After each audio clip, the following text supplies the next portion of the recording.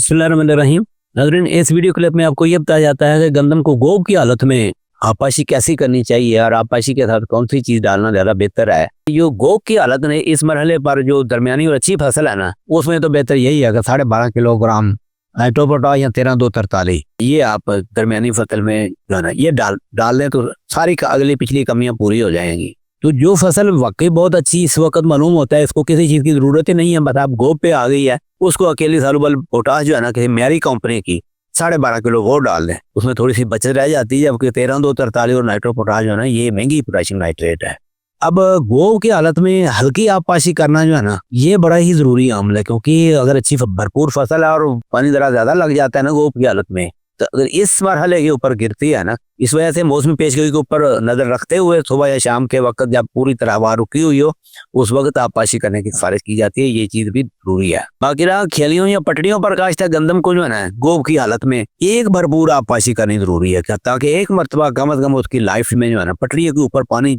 चढ़ जाए ना, ताकि जो ऊपर गंदम उगी हुई है ना उसको भी अच्छी तरह पानी मिल जाए। एक ये बात है।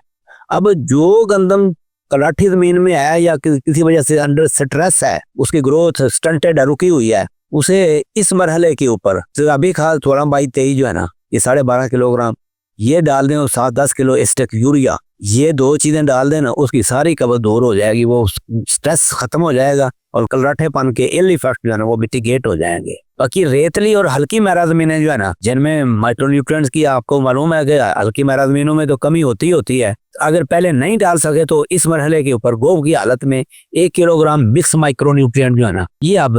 1 किलोग्राम फी एकड़ के हिसाब से फ्लड कर देना, तो ये ज्यादा बेहतर रह जाएगा।